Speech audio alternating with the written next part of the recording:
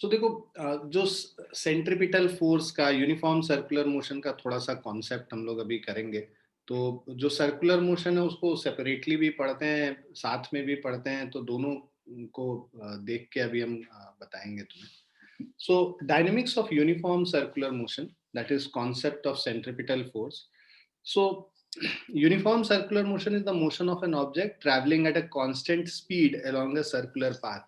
तो कोई भी ऑब्जेक्ट जब सर्कुलर मोशन में मूव कर रहा होता है, तो उस सर्कुलर मोशन में मूव करने के दौरान उसका स्पीड कांस्टेंट रहेगा। अगर ये ऑब्जेक्ट है, हर मोमेंट पे अगर इसका स्पीड देखोगे वो कांस्टेंट होगा, लेकिन उसका जो डायरेक्शन है वो डायरेक्शन हर मोमेंट पे चेंज कर रहा होगा। ठीक है, तो बिकॉज स्पीड कांस्टेंट है लेकिन डायरेक्शन चेंज कर रहा है, उसके वजह से हम लोग कहते हैं कि वेलोसिटी जो है इसका चेंज कर रहा है। वेलोसिटी चेंज कर रहा है मतलब एक्सेलरेटेड मोशन है।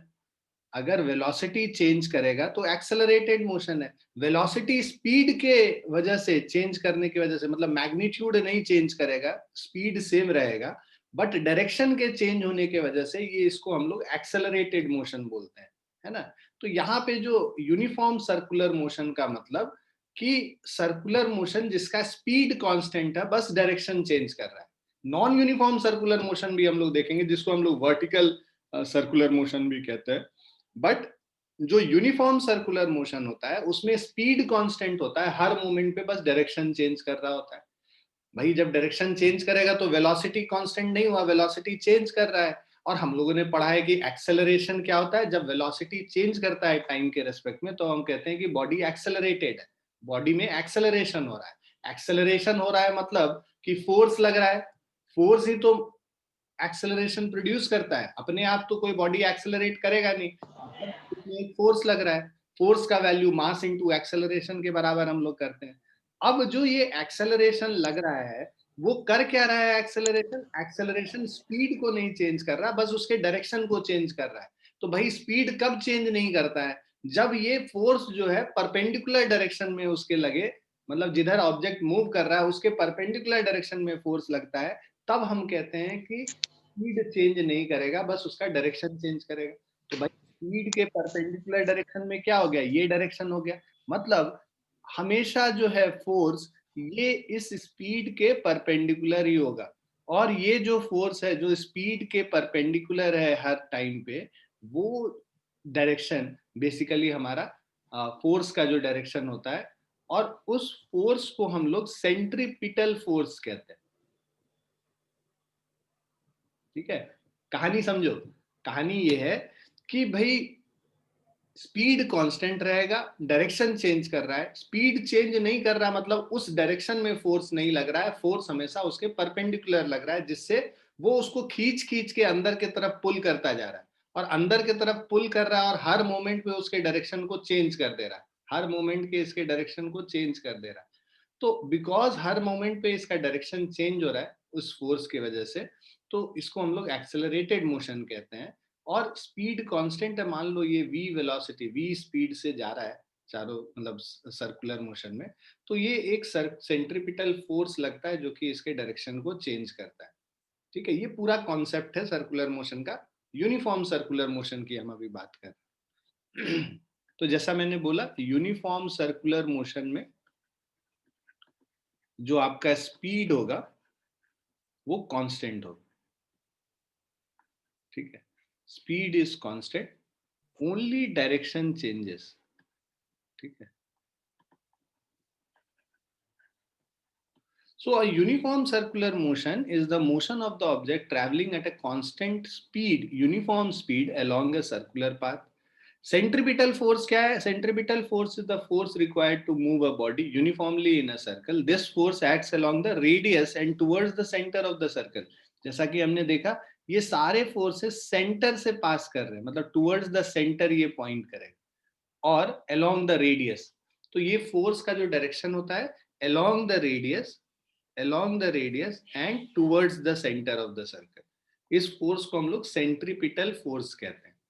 तो कोई भी ऑब्जेक्ट सर्कुलर मोशन में मूव करेगा तो उसके सेंटर के तरफ एक फोर्स लगता है हमेशा, जो कि सेंट्रीपिटल फोर्स है। अब वो फोर्स कोई भी लगा सकता है, या तो आप लगा सकते हैं, मतलब कि मान लो मैंने एक स्ट्रिंग लिया और उसको धागे में बांध लिया, मतलब एक स्टोन लिया उसको धागे से बांध लिया और उसके बाद हाथ से पकड़ के इसको हम लोग गोल गोल गोल गोल घुमाते हैं।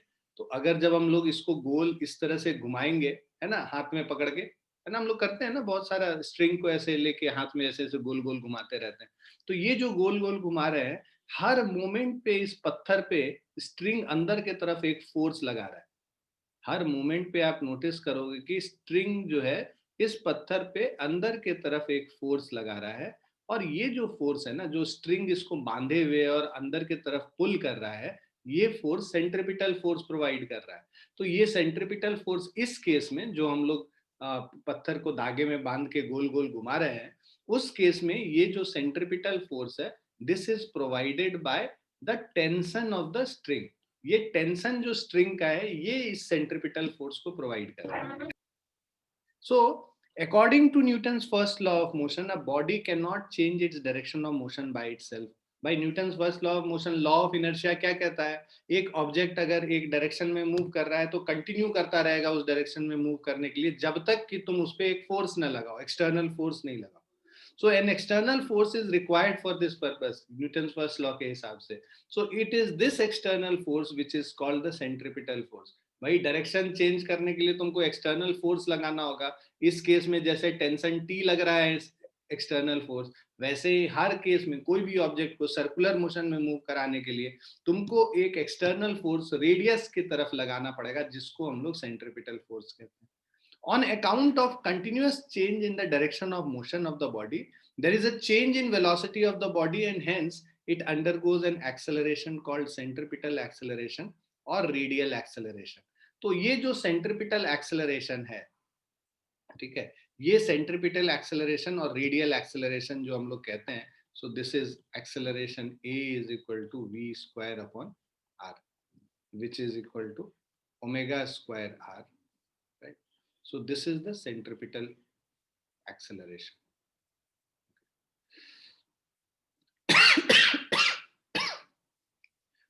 एक मिनट।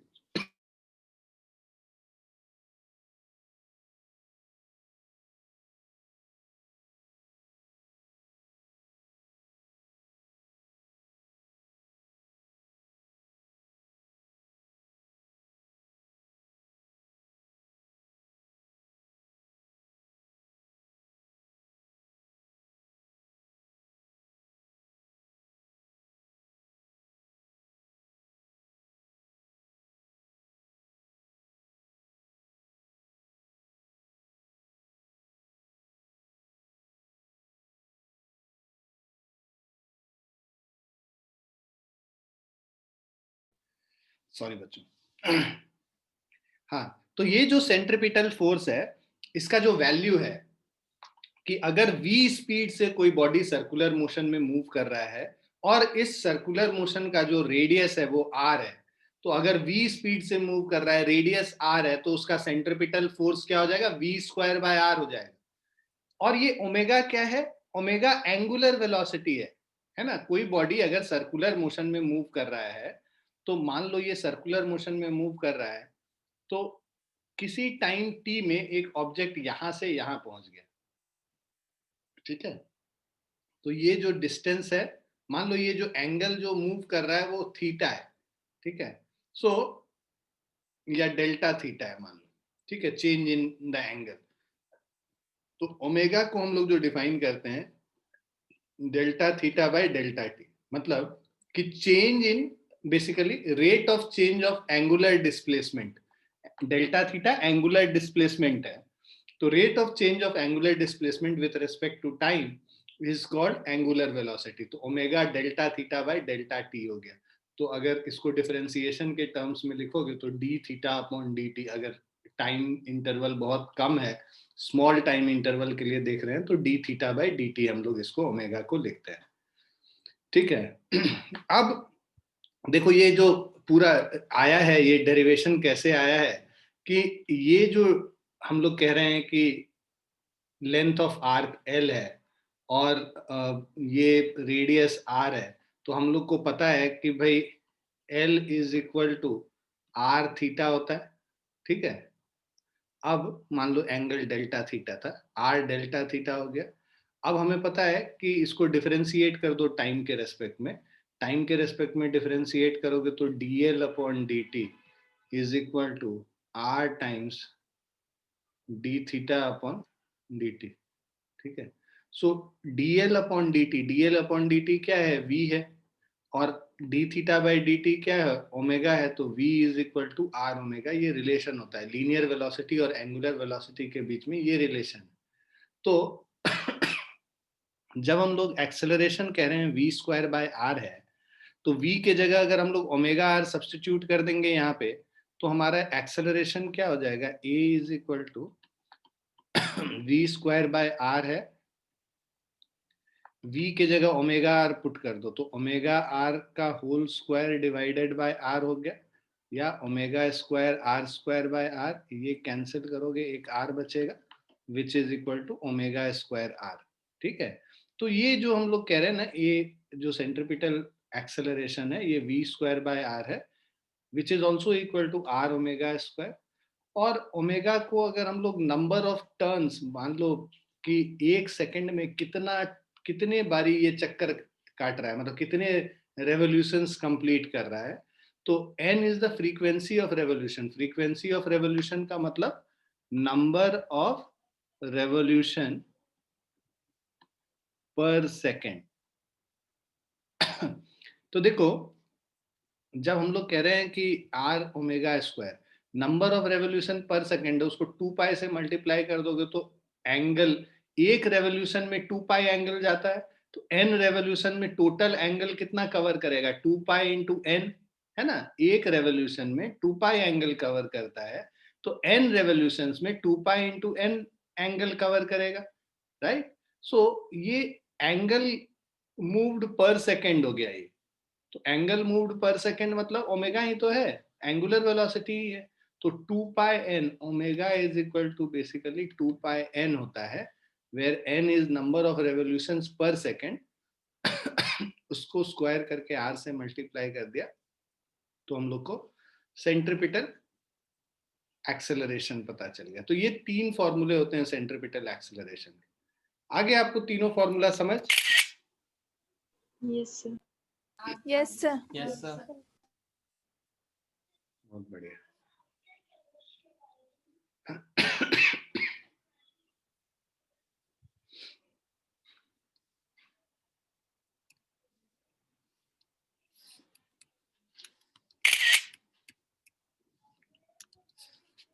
सो अब हम लोग को पता है कि force is equal to mass into acceleration होता है, तो सेंट्रिपिटल फोर्स को क्या लिखेंगे, mass into centripetal acceleration. Mass into centripetal acceleration, हम लोगों ने सेंट्रिपिटल एक्सेलरेशन किया वी स्क्वायर बाय आर, तो एफ इज इक्वल टू, याद है हम लोग अभी सेंट्रिपिटल एक्सेलरेशन कह रहे थे कि या तो वी स्क्वायर बाय आर लिख सकते हैं, ओमेगा स्क्वायर इंटू आर लिख सकते हैं, या 2 पाई एन का होल स्क्वायर इंटू आर भी लिख सकते हैं। इसको हम लोग लिख सकते हैं 4 pi square N square R, right. अब ये तो सेंट्रिपिटल एक्सेलरेशन हो जाएगा। सेंट्रिपिटल फोर्स क्या हो जाएगा, मास इनटू एक्सेलरेशन। तो इन सब को मल्टीप्लाई कर लो, मतलब तुम M V square by R भी लिख सकते हो, या एम ओमेगा स्क्वायर आर भी लिख सकते हो, या M into 4 pi square N square into R भी लिख सकते हो। तो ये सारे वैल्यूज तुमको सेंट्रिपिटल फोर्स के अलग अलग वैल्यूज, तो ये सारे फॉर्मूलेज तुम याद कर सकते हो। ये क्लियर है बच्चों? Yes sir.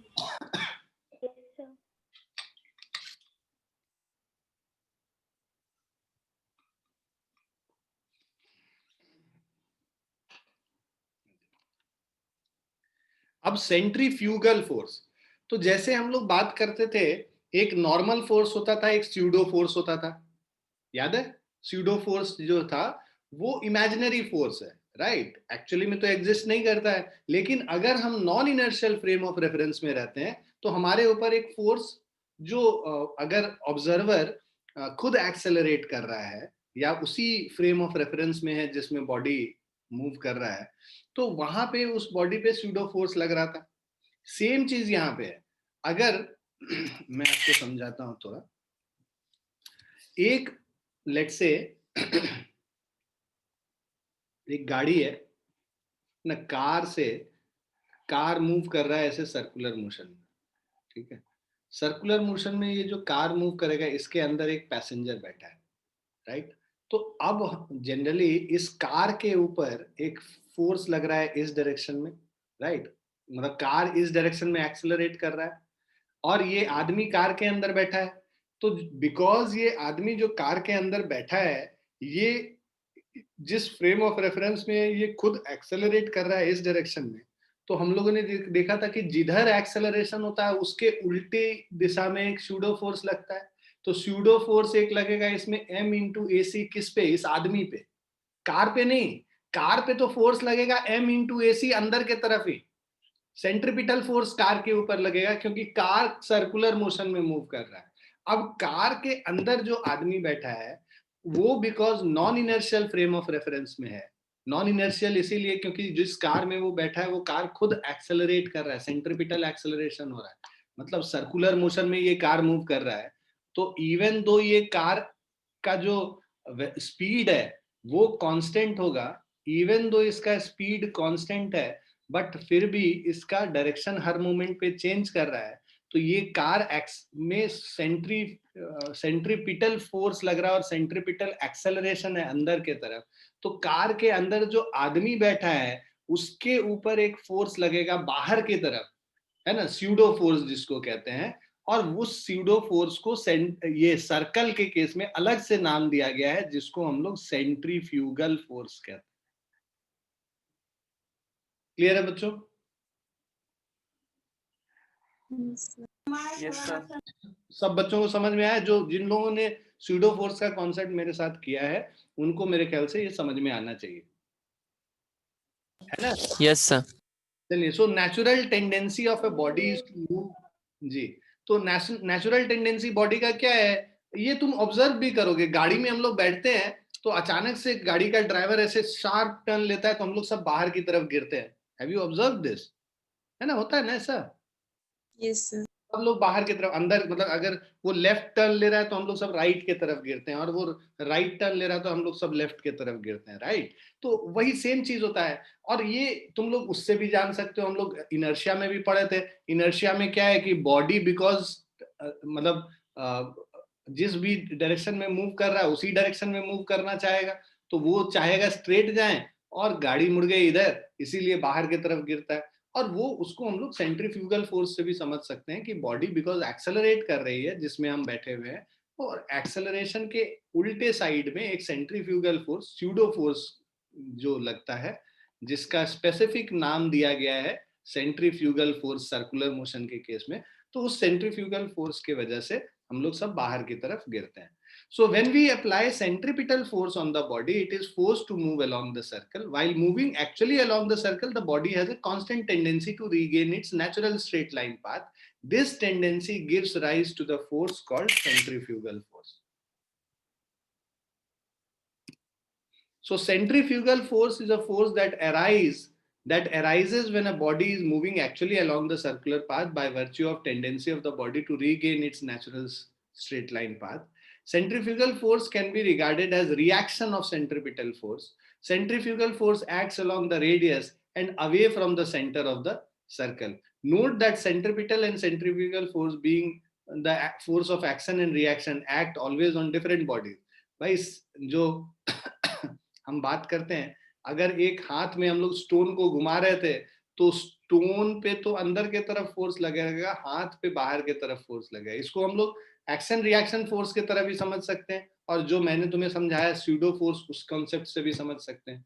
तो एक्शन रिएक्शन फोर्स के पेयर में जो स्टोन पे लग रहा है अंदर के तरफ उसको एक्शन कहेंगे, और वो सेंट्रिपिटल फोर्स हो गया। एक्शन फोर्स हमारा सेंट्रिपिटल फोर्स हो गया, और जो रिएक्शन फोर्स लग रहा है हाथों पे बाहर की तरफ उसको हम लोग सेंट्रीफ्यूगल फोर्स कहेंगे। ठीक है, तो सेंट्रीपिटल फोर्स हो गया और ये सेंट्रीफ्यूगल फोर्स हो गया। तो हैंड पे जो बाहर की तरफ लग रहा है उसको सेंट्रीफ्यूगल फोर्स बोलेंगे, और स्टोन पे जो अंदर की तरफ लग रहा है वो सेंट्रीपिटल फोर्स होगा।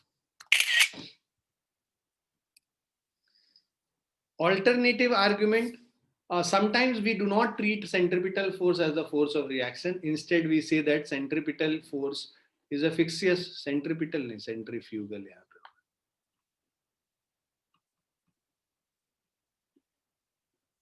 ठीक है, मैं फिर से लिख दे रहा हूँ यहाँ पे, कंफ्यूजन नहीं हो. सेंट्रीफ्यूगल फोर्स है. हाँ जी. तो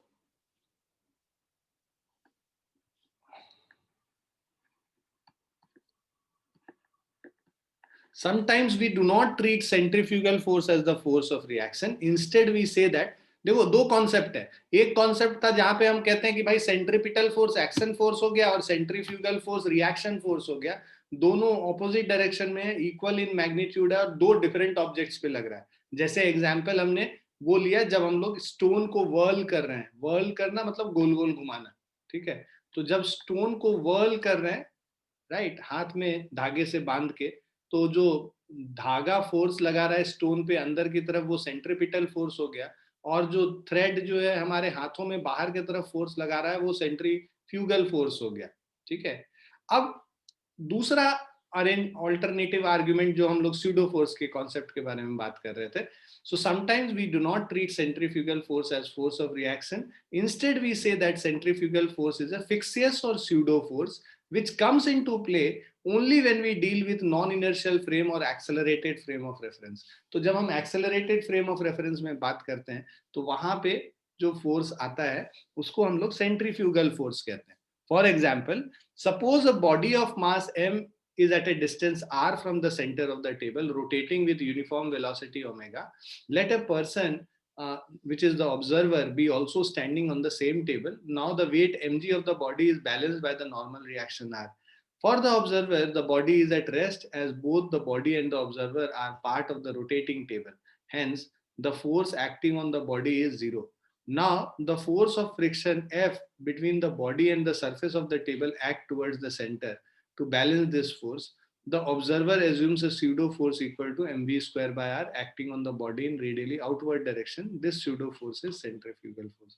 कह रहा है कि एक रोटेटिंग टेबल ले लिया. ठीक है, तो रोटेटिंग टेबल है जो रोटेट कर रहा है. ठीक है, अब ये रोटेटिंग टेबल पे एक बॉडी रखा है जिसका मास m है. ठीक है, और ये रेडियस इसका इसका डिस्टेंस यहाँ से जो एक्सिस जिस एक्सिस के अबाउट रोटेशन हो रहा है वहां पर से इसका डिस्टेंस r है, रेडियस r है.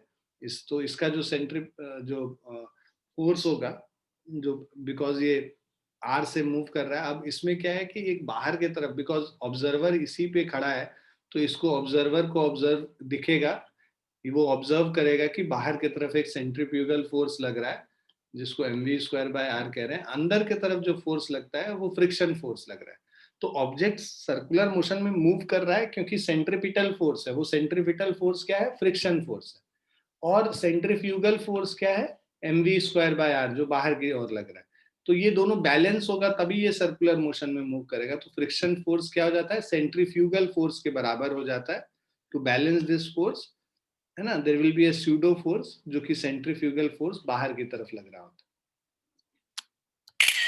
क्लियर है बच्चों ये सब कॉन्सेप्ट?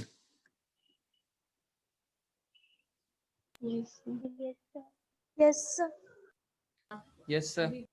अब हम लोग आते हैं circular motion in horizontal plane. मतलब इसको जो इस पेंडुलम का जो नाम है, ये जो पेंडुलम समझते हो ना, एक धागे से हमने एक अगर किसी मास को, एक बॉब होता है ना, पेंडुलम का बॉब होता है.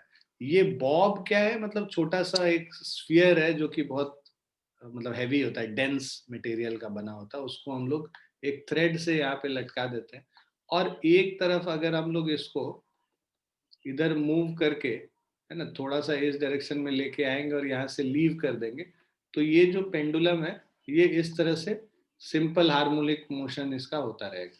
ठीक है, तो ये ऑब्जेक्ट जो है पहले इधर जाएगा फिर वापस इधर आएगा और ये कंटिन्यू करता है. तुम लोग तो एसएचएम पढ़ भी रहे हो, तो ये पढ़ा है तुम लोगों ने एसएचएम के अंदर?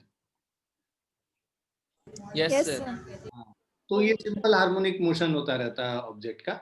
इधर से पहले इधर जाएंगे, मतलब मीन पोजीशन से एक्सट्रीम पोजीशन पे जाएंगे, वापस मीन पे आएंगे, फिर इधर एक्सट्रीम पे जाएंगे। तो अगर एयर फ्रिक्शन ड्रैग नहीं है तो ये कंटिन्यू करता रहेगा, राइट। जो कि घड़ी में भी हम लोग देखे हैं कि हमारे वो दादा वादा जी वाले घड़ी में जो नीचे पेंडुलम क्लॉक लगा हुआ होता है और इसका जो टाइम इंटरवल होता है सेकेंड्स, पेंडुलम का 2 सेकेंड होता है। तो ये सब चीज हम लोगों ने पढ़ा है।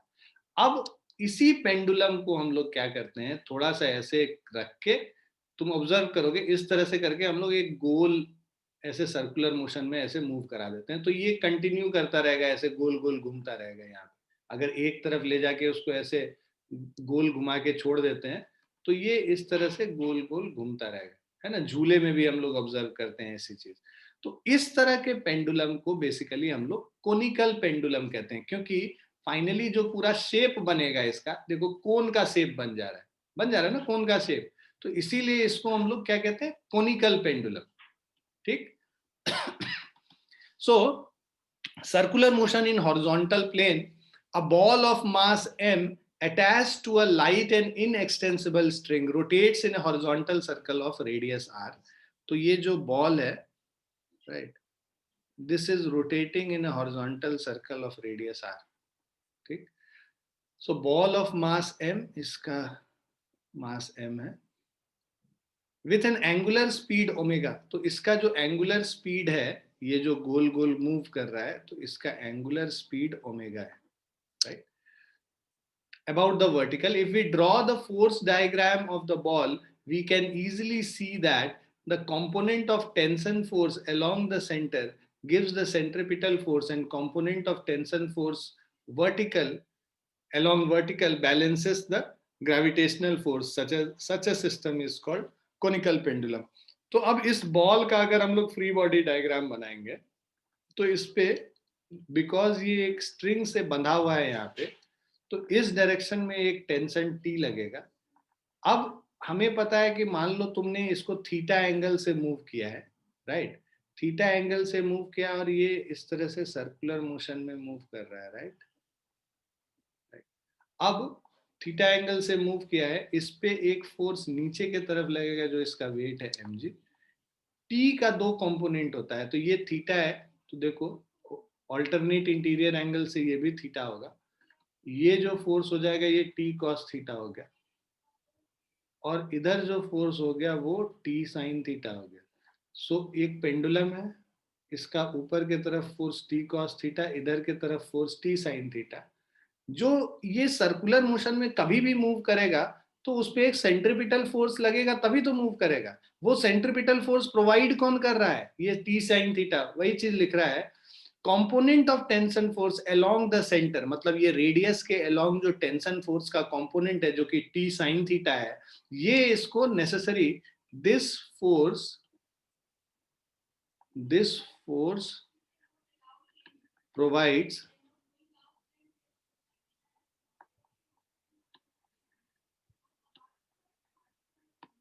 So this force provides the necessary centripetal force, right? तो ये फोर्स क्या है, टी साइन थीटा। ये जो फोर्स है this is T sine theta, और ये प्रोवाइड कर रहा है इसको नेसेसरी सेंट्रिपिटल फोर्स। तो हम कह रहे हैं कि भाई ये मूव कर रहा है ओमेगा स्पीड से, तो ये जो टी साइन थीटा होगा, ये जो नेसेसरी सेंट्रिपिटल फोर्स प्रोवाइड कर रहा है वो कितना प्रोवाइड कर रहा है, एम ओमेगा स्क्वायर आर के बराबर। भाई हम लोगों ने सेंट्रिपिटल फोर्स एंगुलर वेलोसिटी के टर्म्स में फॉर्मूला क्या था, एम ओमेगा स्क्वायर आर, तो वो टी साइन थीटा प्रोवाइड कर रहा है। और जो ये वर्टिकल कंपोनेंट है टेंशन का, जो कि टेंशन टी कॉस थीटा है, so component of tension along vertical ये क्या करता है, बैलेंस करता है ग्रेविटेशनल फोर्स को। मतलब ऊपर जो फोर्स टी कॉस थीटा लग रहा है वो बैलेंस कर रहा है mg को। तो हमारा ये दूसरा इक्वेशन क्या हो जाएगा, कॉस थीटा इज, ये दो फोर्सेस बेसिकली हम लोग इसको सॉल्व करते हैं। क्लियर है बच्चों? Yes, sir. Yes, sir.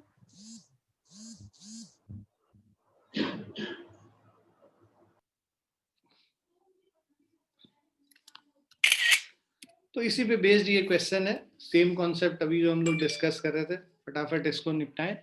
So a particle of mass m is suspended from a ceiling through a string of length L. मेरा एक सीलिंग है, यहां पर से एक लेंथ L का ये स्ट्रिंग है, स्ट्रिंग का जो लेंथ L है. The particle moves in a horizontal circle of radius r. इसको हम लोग इस कॉनिकल पेंडुलम को ऐसे मूव करा दिए कि ये सर्कुलर मोशन में मूव कर रहा है और इस सर्कुलर मोशन का रेडियस कितना है, r है. Now find the speed of the particle and the tension in the string. तो हम लोग को v वेलोसिटी निकालना है और टेंशन निकालना है, दोनों चीज निकालना है. तो अगर ये एंगल थीटा है तो अब देखो पहले तो ये जो डिस्टेंस है, राइट, तो या फिर इसको टी के दो कंपोनेंट, इसका फ्री बॉडी डायग्राम बनाते हैं. सो टेंशन का दो कंपोनेंट है, एक ये थीटा है तो ये भी एंगल थीटा होगा. तो ये हो गया तुम्हारा जो वैल्यू टी कॉस थीटा, और जो हॉरिजॉन्टल डायरेक्शन में इसका कंपोनेंट है वो हो गया टी साइन थीटा. अब कॉस थीटा क्या होता है, बेस बाय हाइपोटेनस. ये जो बेस का वैल्यू है, this will be equal to root under L square minus are square. ये एल क्या है, ये हाइपोटेनस है, आर रेडियस है, तो root under L square minus are square ये हो गया, राइट. अब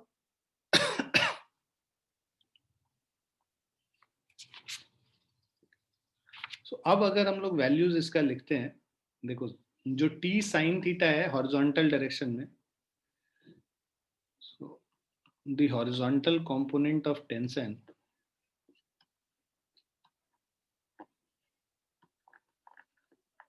so horizontal component of tension provides the necessary centripetal force. भाई अगर सर्कुलर मोशन में मूव कर रहा है तो इस पे सेंट्रीपिटल फोर्स होगा. हॉरिजॉन्टल कंपोनेंट है टी साइन थीटा, ये प्रोवाइड कर रहा है नेसेसरी सेंट्रीपिटल फोर्स, मतलब mv स्क्वायर बाय आर के बराबर हो गया, है ना. अब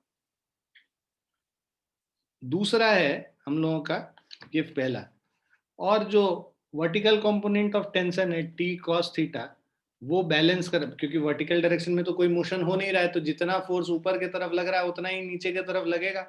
T cos theta is equal to M G, second equation. अब क्या करो, डिवाइडिंग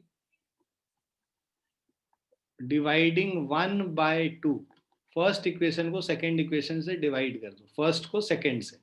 तो हम लोग को क्या मिलेगा, टी साइन थीटा को टी कॉस थीटा से डिवाइड कर देंगे तो हमारे पास इक्वेशन होगा T sine theta upon T cos theta is equal to M V square by R upon M G. T T cancel हो गया, एम और एम कैंसिल हो गया. सो इससे जो अब हम लोग को वैल्यू मिलेगा, sine theta by cos theta हो गया tan theta is equal to V square upon R G. ठीक है, so V square upon R G इसका टेन थीटा का वैल्यू हो गया.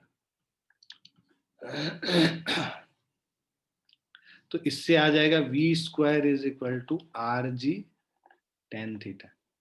और टेन थीटा यहाँ पे क्या है, अगर तुम इसको सॉल्व करोगे ना तो टेन थीटा क्या है, परपेंडिकुलर बाय बेस होता है. परपेंडिकुलर बाय बेस मतलब r divided by root under L square minus are square. तो मतलब r g into r by root under L square minus are square, मतलब g r square divided by root under L square minus are square. ये third equation हो गया. जब v square का value निकल गया, ठीक है, अब v का वैल्यू निकालोगे तो ये g r square root under, ठीक है, l square minus are square, ये whole raise to the power 1/2. ये स्पीड हो गया.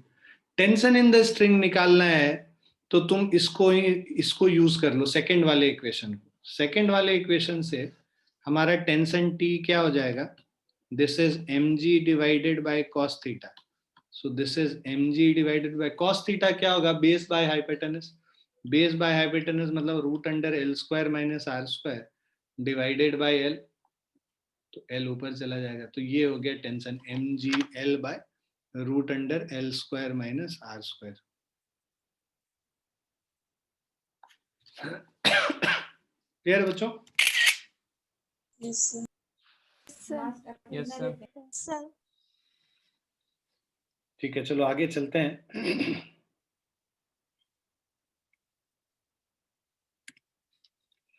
ना motion of a motorcyclist on a curved path, अगर कोई मोटरसाइकिलिस्ट कर्व्ड पाथ में मूव कर रहा है उसको एनालाइज करते हैं। तो जो कर्व पाथ है फ्रॉम ए टू बी, यहाँ पे देखो ऊंचाई चढ़ रहा है मोटरसाइकिल वाला, बी टू सी ये नीचे आ रहा है, राइट। सी टू डी और ए टू बी सेम ही है, तो हम लोग एक ही केस कर लेंगे, 1 and 3 are the same type of motion, तो हम लोग ए टू बी ही कर लेते हैं। बी टू सी में ये नीचे की तरफ जा रहा है, ए टू बी में ऊपर जा रहा है, और फिर से फ्रॉम डी टू ई ये फिर से नीचे की तरफ आ रहा है। अब यहाँ पे देखो अलग चीज है, ये डी टू ई और बी टू सी अलग इसीलिए है क्योंकि डी टू सी में जो कर्वेचर है वो इस डायरेक्शन में, तो इसका सेंटर ऑफ कर्वेचर कहीं इधर लाई करेगा, मतलब सर्कुलर मोशन इस डायरेक्शन में लेगा।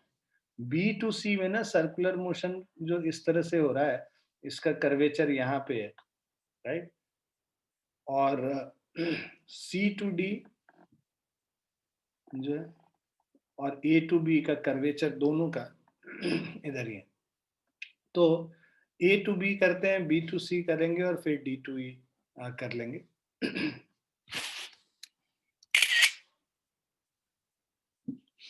सो ए टू बी का जो कॉन्सेप्ट है motorcyclist, motion of cyclist from A to B, तो ये जो साइकिलिस्ट जा रहा है यहाँ पे जो कर्व इस डायरेक्शन में है, इसके वजह से इसका जो सर्कुलर मोशन, मतलब मान लो सेंटर यहाँ पे इस कर्व का, राइट, तो हम लोग इस डायरेक्शन के अराउंड फोर्स को इसके और इसके परपेंडिकुलर, मतलब एक करेंगे डायरेक्शन जो टेंजेंशियल डायरेक्शन है और दूसरा उसका जो परपेंडिकुलर डायरेक्शन, इन दो डायरेक्शन में करेंगे। हम लोग को पता है कि भाई mg इस डायरेक्शन में लग रहा होता है, राइट, और बिकॉज इसका ये ऊपर जा रहा है, इसका टेंडेंसी नीचे गिरने का होगा। mg के दो कंपोनेंट होंगे, एक एंगल ये थीटा है, तो एक कंपोनेंट इधर हो गया mg cos थीटा, और दूसरा कंपोनेंट जो इधर है परपेंडिकुलर वो mg sin थीटा होगा। जिधर एंगल थीटा है वो cos कंपोनेंट होता है, जिधर इसके परपेंडिकुलर है वो sin कंपोनेंट हो गया, तो mg cos थीटा और mg sin थीटा दो कंपोनेंट हो गए। mg sin थीटा नीचे की तरफ है, तो उसको उसको वो नीचे फिसले ना, उस पे फ्रिक्शन किधर लगेगा, ऊपर की तरफ लगेगा। अब ये जो जैसे mg cos थीटा है, तो उसको ये इसके परपेंडिकुलर एक रिएक्शन फोर्स होता है इस डायरेक्शन में, राइट, जो कि नॉर्मल रिएक्शन n है। तो अब अगर ये देखो बैलेंस्ड रहना है ना, एक्सेलरेट नहीं कर रहा है, बैलेंस्ड मूव कर रहा है, तो हमें पता है कि बिकॉज ये सर्कुलर मोशन में इधर मूव कर रहा है, तो इस सर्कुलर मोशन को मेंटेन करने के लिए एक सेंट्रीपिटल फोर्स इधर होना होगा। सेंट्रीपिटल फोर्स कौन प्रोवाइड कर रहा है? ये जो अंदर के तरफ फोर्स लग रहा है mg cos थीटा, और बाहर के तरफ जो फोर्स लग रहा है उसको माइनस n करेंगे, mg cos theta minus n, ये नेट फोर्स जो लग रहा है अंदर के तरफ इस सेंटर के तरफ, तो mg cos theta minus n ये प्रोवाइड करेगा centripetal force mv square by r। और ये जो फ्रिक्शन फोर्स है F, वो friction force is equal to mg sin theta. ठीक है, तो ये दो इक्वेशन बेसिकली हम लोग को लेना होता है। So as the cyclist move upward, जैसे जैसे ऊपर के तरफ जाएगा, थीटा क्या होता है, डिक्रीज कर रहा है, थीटा डिक्रीज करेगा तो कॉस थीटा इंक्रीज करेगा, कॉस थीटा इंक्रीज करेगा तो इसका मतलब mg cos थीटा का कंपोनेंट इंक्रीज करेगा, तो n भी इंक्रीज करेगा। थीटा जब डिक्रीज करेगा तो उस केस में साइन थीटा जब डिक्रीज करेगा तो साइन थीटा भी डिक्रीज करता है, तो साइन थीटा डिक्रीज कर रहा है तो friction force required to balance mg sine theta also decreases, जितना फ्रिक्शन फोर्स चाहिए वो भी डिक्रीज कर जाएगा जैसे से ये आदमी ऊपर की तरफ जाएगा। क्लियर है बच्चों? Yes, sir. Yes, sir. इससे कंफ्यूज मत करना, ये n plus M V square by R वो लिखने का एक तरीका होता है, बट हमेशा ये ध्यान रखो कि सेंटर के तरफ जो नेट फोर्स आ रहा है, सेंटर के तरफ फोर्स आ रहा है mg cos theta minus n, क्योंकि बाहर के तरफ n लग रहा था, और ये किसके बराबर होता है, mv स्क्वायर के बराबर। ठीक है, तो कुछ लोग इसको माइनस n को इधर लेके n plus M V square को mg cos थीटा से बैलेंस कर देते हैं, बट वैसा कॉन्सेप्ट वैसे मत पढ़ो। कॉन्सेप्ट ये पढ़ो कि हमेशा सेंटर के तरफ जो फोर्स लग रहा होता है नेट फोर्स, वो mv²/r के बराबर होता है, उसको इक्वेट कर देंगे सेंट्रिपिटल फोर्स। दूसरा केस है, जब ये आदमी ऊपर से नीचे जा रहा था, B to C जा रहा था, motion of the cyclist from B to C, जब ऊपर से नीचे की ओर जा रहा है, राइट, तो यहाँ पे क्या है, mg नीचे की तरफ लग रहा है। अब ये नॉर्मल रिएक्शन n लग रहा है, इसको हटा ही देते हैं, कंफ्यूजन होगा। और जो ये मान लो एंगल थीटा है यहाँ पर से वर्टिकल से, तो इस डायरेक्शन में जो फोर्स होगा mg cos थीटा होगा, और इसके परपेंडिकुलर mg sin थीटा हो जाएगा। अब ये mg sin थीटा से नीचे आ रहा है, तो फ्रिक्शन फोर्स इसको अपोज करेगा, ऊपर की तरफ लगेगा F। तो हमारे पास एक इक्वेशन तो होगा F is equal to mg sin theta, ये पहला फोर्स हो गया। दूसरा फोर्स ये कह रहा है अंदर की तरफ क्या फोर्स लग रहा है, mg cos थीटा। तो नेट फोर्स एक्टिंग ये टुवर्ड्स द सेंटर, मान लो ये जो सेंटर ऑफ कर्वेचर O है, ये पूरे कर्व का सेंटर O है, तो अंदर के तरफ जो फोर्स लग रहा है वो लग रहा है mg cos थीटा, बाहर के तरफ जो फोर्स लग रहा है वो n लग रहा है। mg cos theta minus n is equal to mv²/r, ठीक है। सो ये जो mg cos theta minus of n है, this is equal to mv²/r, this is our second.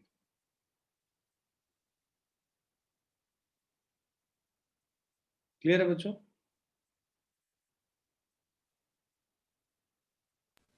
Yes sir.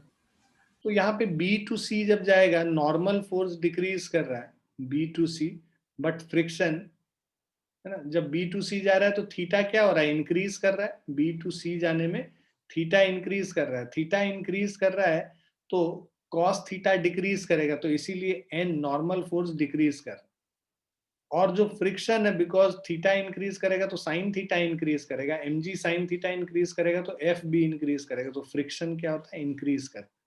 तो जब ऊपर जा रहा था फ्रिक्शन डिक्रीज कर रहा था, है ना, जब नीचे आ रहा है तो फ्रिक्शन इंक्रीज करेगा। तीसरा केस हम लोग ले रहे हैं D to E, ठीक है। जब ऑब्जेक्ट D to E जा रहा है तो उस केस में जो कर्वेचर था वो कुछ इस तरीके से, जो कर्वेचर इसके अलोंग है, तो ये जो सेंटर होगा, सेंटर ऑफ कर्वेचर, वो O इस तरफ है। अब जो इसका वेट है वो mg इस डायरेक्शन में लग रहा है, तो ये मान लो एंगल थीटा है यहाँ पर से वर्टिकल से, तो ये भी एंगल थीटा होगा कॉरस्पॉन्डिंग एंगल्स के हिसाब से। ये इधर जो फोर्स हो जाएगा, इसको हटा दो, इधर जो फोर्स हो जाएगा वो mg cos थीटा हो गया, और एक नॉर्मल रिएक्शन जो होगा वो नॉर्मल रिएक्शन इस तरफ हो गया, ठीक है। तो अब जो नॉर्मल रिएक्शन अंदर के तरफ है n minus mg cos theta, ये क्या प्रोवाइड कर रहा है, सेंट्रिपिटल फोर्स प्रोवाइड कर रहा है mv²/r। तो इससे हमारा basically n is equal to mg cos theta plus mv²/r। मतलब अंदर के तरफ वाला फोर्स हमेशा नेट फोर्स लेते हैं, अंदर n, बाहर mg cos थीटा, इसीलिए n minus mg cos theta that is equal to mv²/r। और यहाँ पे फ्रिक्शन फोर्स F जो होगा, this is equal to mg cos theta. तो यहाँ पे जब ऊपर से D to E जा रहा है, थीटा और डिक्रीज कर रहा है, थीटा डिक्रीज करेगा तो cos थीटा इंक्रीज करेगा, F इंक्रीज कर गया फ्रिक्शन, ठीक है। सो हाँ हाँ जी बेटा। सर वो F is equal to mg sin theta होगा ना वहाँ? हाँ सॉरी सॉरी, ये यहीं पे, हाँ ये गलत लिखा हुआ है यहाँ पे, mg sin थीटा, ठीक है। ये cos थीटा वाला कंपोनेंट हो गया, थीटा की तरफ cos थीटा है, इधर sin थीटा है। So F is equal to, वही इसीलिए उल्टा आ भी रहा था, F is equal to mg sin theta है। और यहाँ पे जो फ्रिक्शन फोर्स देखेंगे, जैसे जैसे हम लोग इधर आएंगे D to E आएंगे, थीटा होगा डिक्रीज करेगा हम लोगों का, थीटा डिक्रीज करेगा तो तुम्हारा जो mg sin थीटा है ये भी डिक्रीज करेगा, तो फ्रिक्शन डिक्रीज करता है ना, F डिक्रीजेस। और जब थीटा डिक्रीज करेगा तो cos थीटा इंक्रीज करेगा, cos थीटा इंक्रीज करने की वजह से ये मान लो n को लिखेंगे तो mv²/r plus mg cos theta, जैसे यहाँ लिखा हुआ है, तो cos थीटा इंक्रीज करेगा तो n का वैल्यू तुम्हारा इंक्रीज करेगा, तो n increases but friction decreases.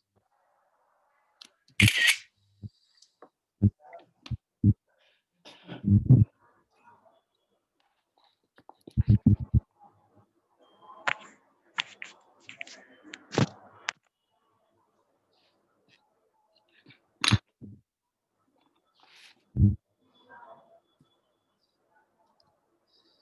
इस क्वेश्चन पे आते हैं. A hemispherical bowl of radius r is rotating about its axis of symmetry. ठीक है, ये हमारा बाउल है, ये एक्सिस ऑफ सिमेट्री के अबाउट ऐसे रोटेट कर रहा है ओमेगा एंगुलर वेलोसिटी से. So a hemispherical bowl of radius r is rotating about its axis of symmetry, which is kept vertical. A small ball kept in the bowl rotates with the bowl without slipping on its surface. इसके अंदर एक ball रखा हुआ है हमने, और जब इसको गोल गोल घुमाते हैं तो बॉल, जैसे मौत का कुआं जैसा एक कॉन्सेप्ट नहीं होता है कि जब गोल गोल घूमने लगता है तो ये जो बॉल है ये यहीं पे रह जाएगा, मतलब ये नीचे नहीं गिरेगा. वो इसलिए क्योंकि उस पे जो गोल घूमने की वजह से जो इस पे सेंट्रीफ्यूगल फोर्स लग रहा है वो इसको बैलेंस कर देता है. ठीक है, so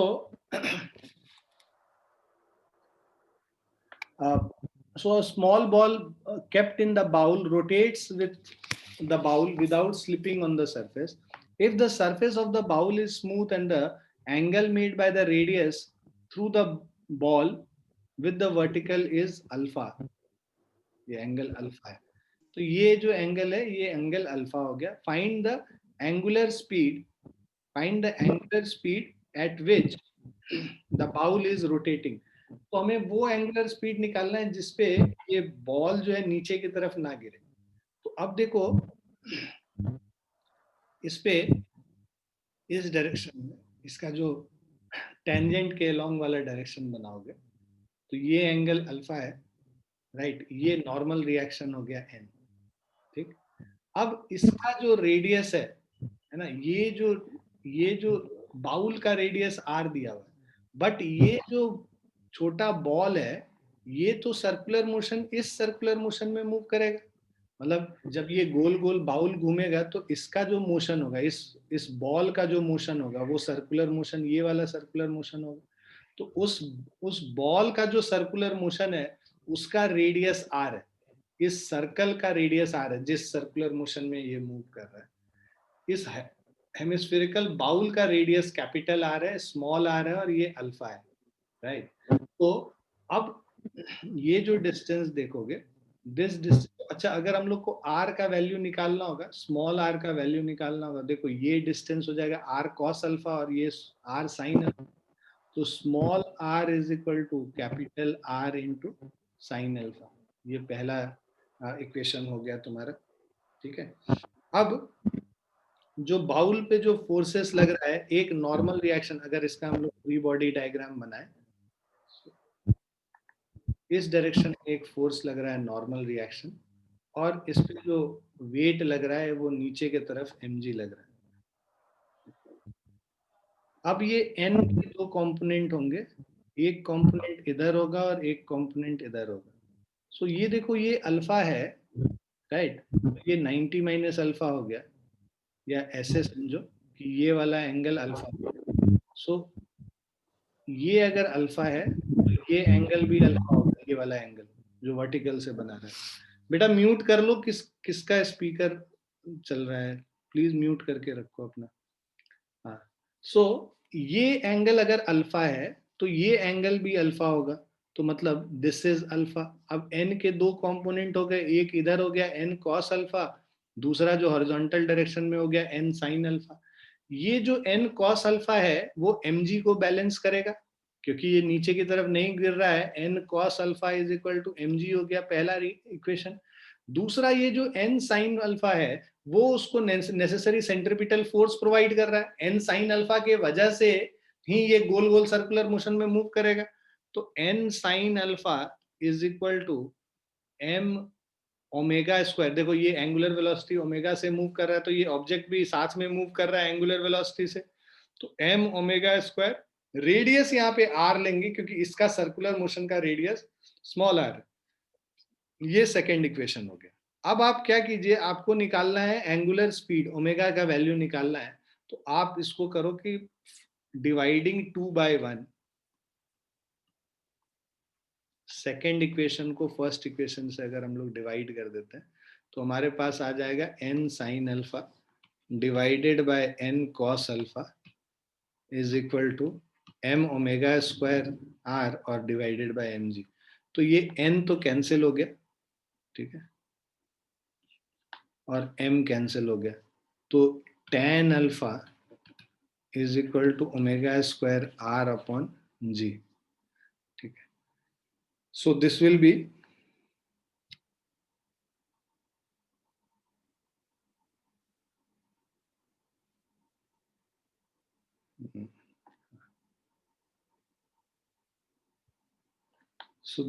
equal to tan alpha g tan alpha upon small r is equal to omega square। अब देखो ये जो स्मॉल r था, हम लोग यहाँ पे एक और इक्वेशन बनाए हुए हैं, इसको थर्ड कर दो। सो फ्रॉम 3 इसमें सब्स्टिट्यूट कर दोगे वैल्यू, तो ये क्या हो जाएगा, g tan alpha divided by r sin alpha is equal to omega square. tan alpha को sin alpha by cos alpha अगर लिख लेंगे तो omega square is equal to g sin alpha by r sin alpha और cos alpha. sin alpha cut गया, g divided by r cos alpha, right. तो omega का जो वैल्यू होगा root under g divided by r cos alpha, ये omega का value होगा। Clear है बच्चों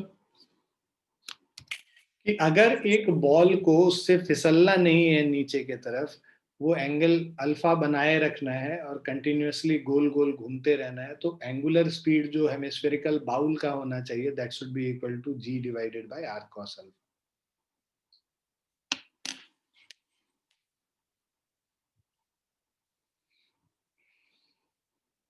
क्लियर बच्चों? Yes, sir. Yes, sir. Yes, sir.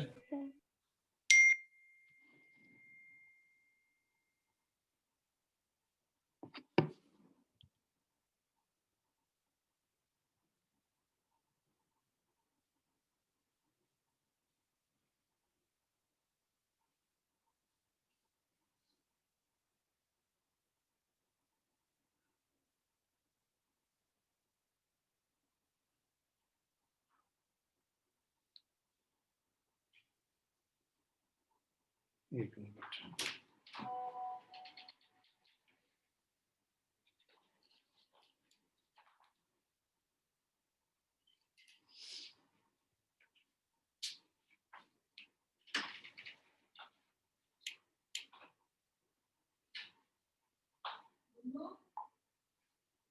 वो केमिस्ट्री क्लास का लिंक मैं भेज रहा हूँ अभी ग्रुप में, ठीक है।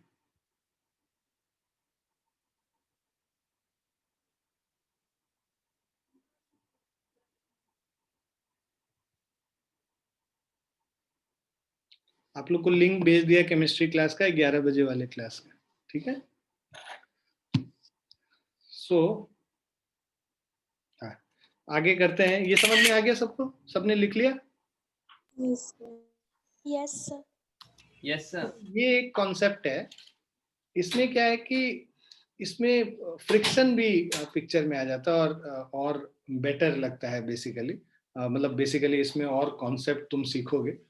इसमें क्या होगा, खुद भी सोचो कि अगर स्पीड बहुत ज्यादा बढ़ा देंगे तब फिर ऑब्जेक्ट का टेंडेंसी इधर मूव करने का होगा, और जब स्पीड कम रखेंगे तो उसका नीचे फिसलने का होगा, दोनों चीज होगा।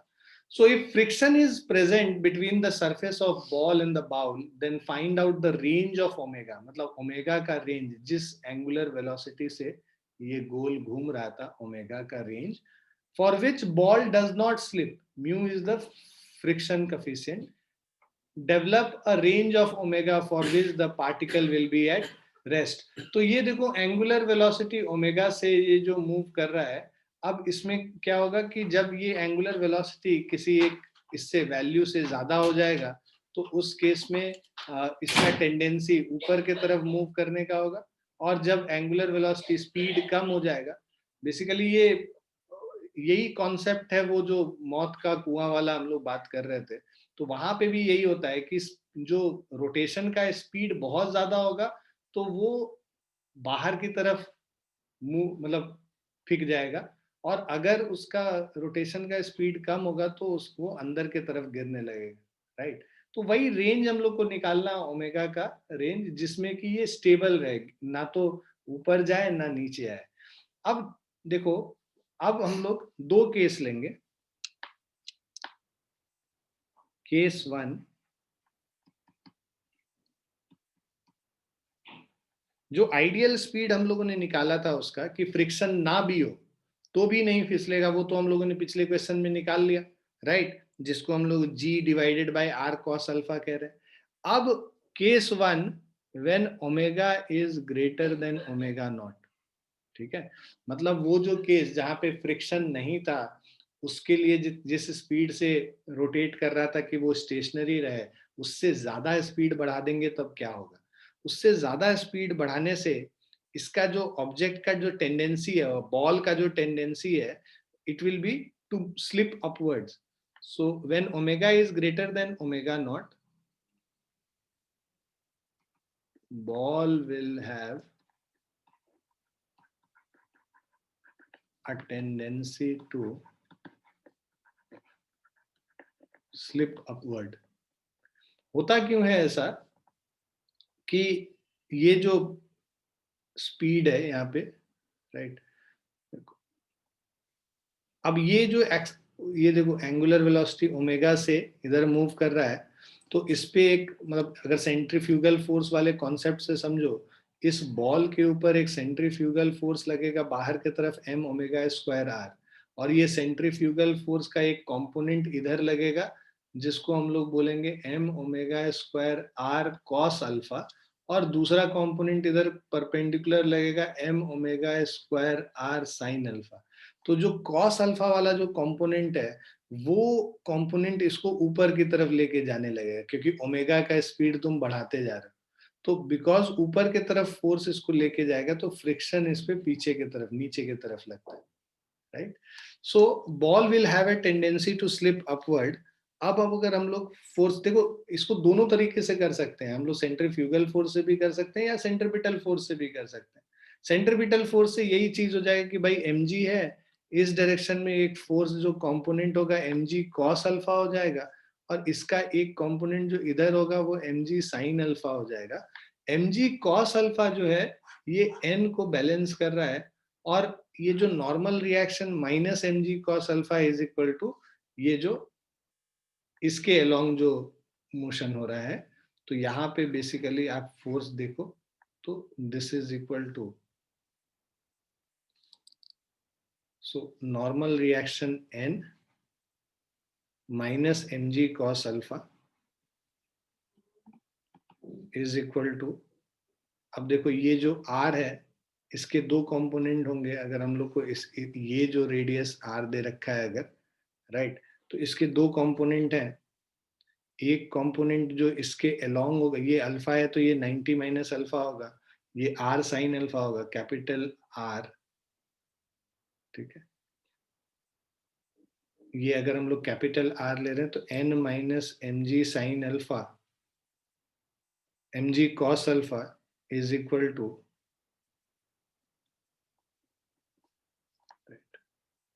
सो ये देखो ये जो फोर्स है, जो सेंट्रीफ्यूगल फोर्स है m omega square sine alpha है, राइट, तो ये अगर m ओमेगा स्क्वायर है तो इस डायरेक्शन में m omega square sine alpha होगा, इसको हम लोग लिखेंगे m omega square r sine alpha. अब ये जो हम लोग का इसका कैपिटल R का और स्मॉल r का जो, बिकॉज ये जो सर्कुलर मोशन में मूव कर रहा है इसका रेडियस r है, राइट, तो इस डायरेक्शन में m ओमेगा स्क्वायर r लग रहा है, ये सेंट्रीफ्यूगल फोर्स, ठीक है। सेंट्रीपिटल फोर्स इस तरफ लगता जिसका सेम वैल्यू होता है m ओमेगा स्क्वायर r। तो अगर सेंट्रीपिटल फोर्स के टर्म्स में देखोगे तो n minus mg cos alpha is m omega square sine alpha, या फिर तुम सीधे ये भी बोल सकते हो कि भाई अगर सेंट्रीफ्यूगल के केस में n is equal to mg cos alpha plus m omega square sine alpha, आएगा सेम इक्वेशन दोनों केस में, चाहे तुम सेंट्रीपिटल के तरह से लिखो या फिर सेंट्रीफ्यूगल के टर्म्स में लिखो, तो ये हमारा पहला इक्वेशन हो गया, n minus M G cos alpha is equal to m omega square r sine alpha, ये फर्स्ट इक्वेशन है, ठीक है। फ्रिक्शन फोर्स जो F है, this is equal to mu into n हो गया। सो n का वैल्यू इसमें से हम लोग अगर सब्स्टिट्यूट कर लेते हैं तो ये इस तरफ आ जाएगा, तो ये हो जाएगा M G cos alpha plus of m omega square r sine alpha, ठीक है। ये हमारा सेकंड इक्वेशन हो गया।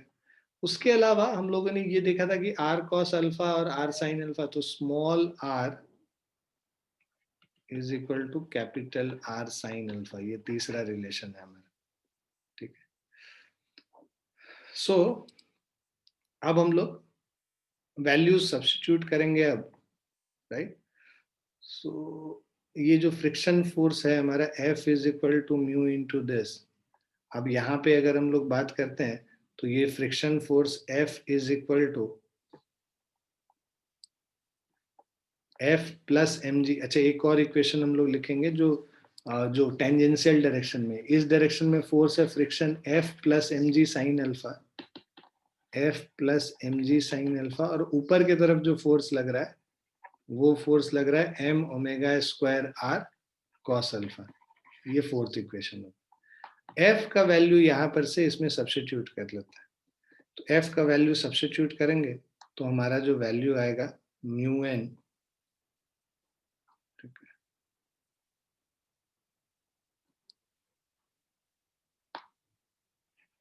so mu into mg cos alpha plus m omega square r sine alpha. जो हमारा फ्रिक्शन फोर्स है, ये फ्रिक्शन फोर्स क्या होना चाहिए, this should be greater and equal to, this should be greater and equal to m omega square r cos alpha minus mg sine alpha. भाई जो friction force है वो अगर ज्यादा होगा, फ्रिक्शन फोर्स तो सेल्फ एडजस्टिंग फोर्स है, अगर ये ज्यादा होगा तो ये स्लिप नहीं करेगा, ऊपर की तरफ मूव नहीं करेगा। तो योर फ्रिक्शन फोर्स जो कि F है, this should be greater and equal to m, इसको इधर ले आया, m omega square r cos alpha minus mg sine alpha से बड़ा होना चाहिए। या फिर तुम्हारा जो इसका जो वैल्यू है, इसको सॉल्व कर लेते हैं हम लोग, है ना। ओमेगा का वैल्यू हम लोग को निकालना था, तो ये हमारा हो जाएगा mu M G cos alpha plus mu m omega square r sine alpha is greater and equal to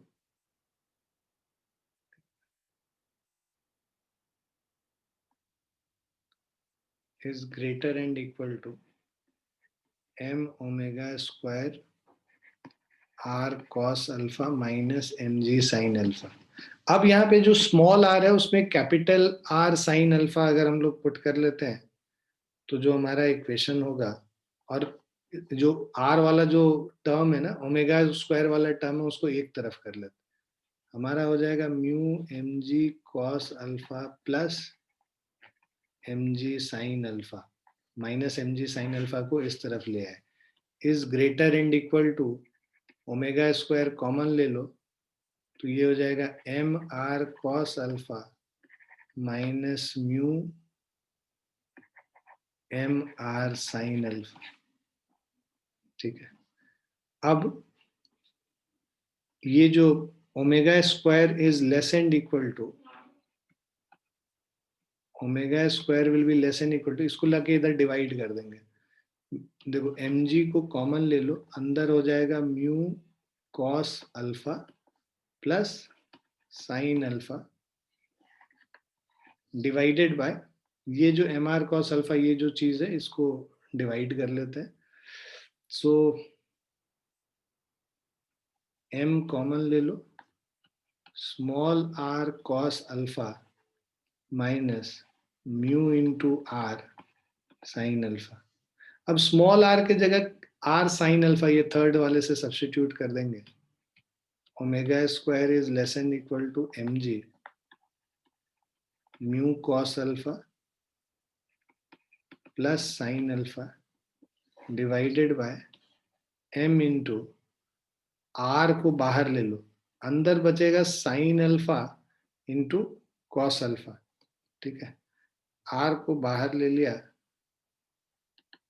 sign alpha into cos alpha minus of sine square alpha. ठीक है, अब मैं एक थोड़ा इधर यहां पे लिख दे रहा हूं। जो हमारा ओमेगा का वैल्यू आएगा वो less and equal to square root of mg into mu cos alpha plus sine alpha divided by m into are, sine alpha भी कॉमन ले लो, अंदर बच जाएगा cos alpha minus sine alpha. तो ये ओमेगा का जो वैल्यू है it should be less and equal to this. इससे ज्यादा होने पे ये ऊपर की तरफ स्लिप करने लगे। क्लियर है बच्चों? Yes sir. अब इसी का दूसरा केस लेंगे, वहां पे जब नीचे की तरफ स्लिप करता है, इसको समझ गए ना सब? तो अब हम लोग सेकंड केस इसी में करते हैं, रेंज क्योंकि निकालना है हम लोग को, तो omega should be less and equal to this value. और जब दूसरा केस लेंगे, सो लेट्स से उस केस में क्या है, इसका टेंडेंसी नीचे की तरफ जाने का होगा, नीचे की तरफ जाने का होगा। तो फ्रिक्शन इसमें ना ऊपर की तरफ लगेगा। तो यहाँ पे जो फ्रिक्शन इधर नीचे की तरफ था, यहाँ पे फ्रिक्शन ऊपर की तरफ लगने लगेगा, राइट? तो अब अगर हम लोग इसका जो वैल्यूज लिखते हैं, तो यहाँ पे when omega is less than omega not, जो वैल्यू पहले जो था सबसे फर्स्ट केस में, उससे अगर कम हो जाता है ओमेगा, तो इसका स्लिपिंग टेंडेंसी नीचे की तरफ होगा। So the ball has a tendency, the ball has a tendency to slip downwards.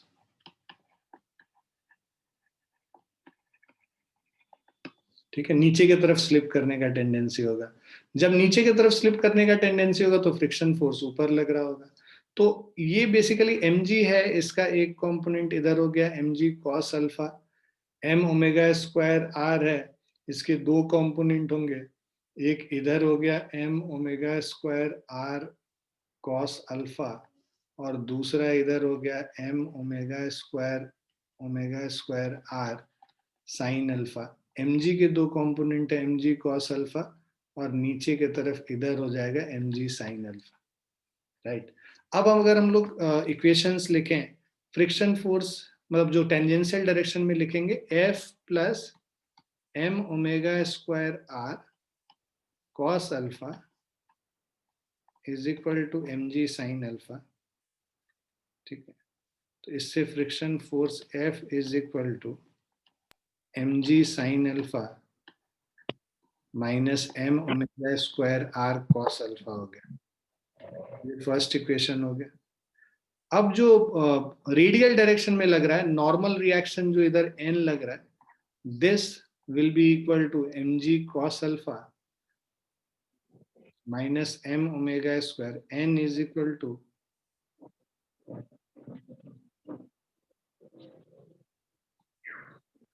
mg cos alpha plus m omega square r sine alpha. ये हमारी सेकेंड इक्वेशन हो गया। जो फ्रिक्शन फोर्स F होता है म्यू इंटू एन होता है, so mu into mg cos alpha plus m omega square r sine alpha, ये फ्रिक्शन फोर्स हो गया। अब जो हमारा इक्विलिब्रियम के लिए ये जो friction force should be, so for equilibrium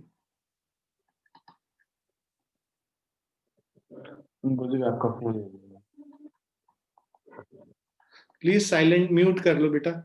for equilibrium जो हमारा फ्रिक्शन फोर्स F है, ये हमारा देखो इस डायरेक्शन में जो फोर्स हो रहा है mg sine alpha minus m omega square और r cos अल्फा से बड़ा होना चाहिए। So friction F should be greater and equal to mg sin alpha minus m omega square r cos alpha.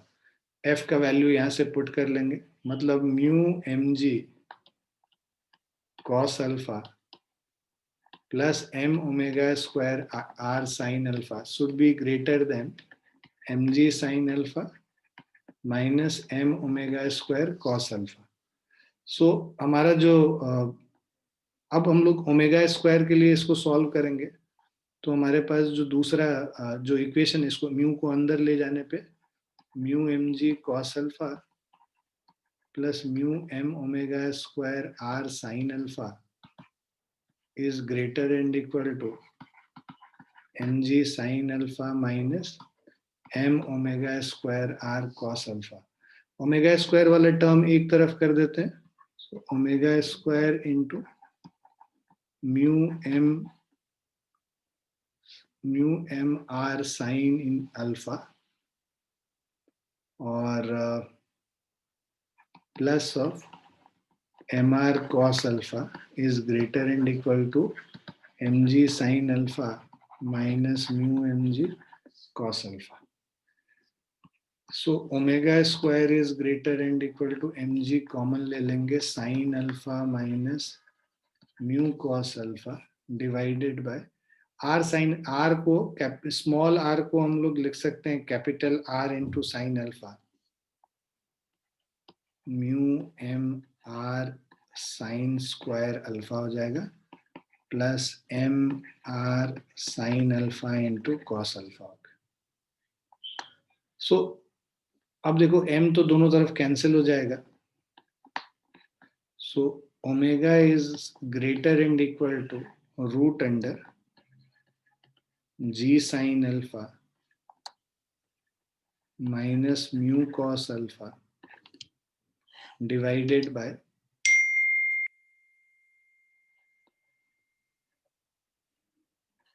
Are sine alpha common ले लो, अंदर बचेगा mu sine alpha plus of cos alpha.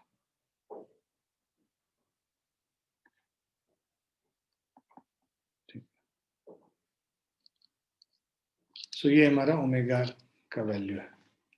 Omega का value इससे ज्यादा नहीं हो सकता है, तो हम लोग को रेंज निकल गया कि किससे कम नहीं हो सकता और किससे ज्यादा नहीं हो सकता. तो this should be the minimum value of omega, और इसके पहले जो मैक्सिमम वैल्यू हम लोगों ने निकाला.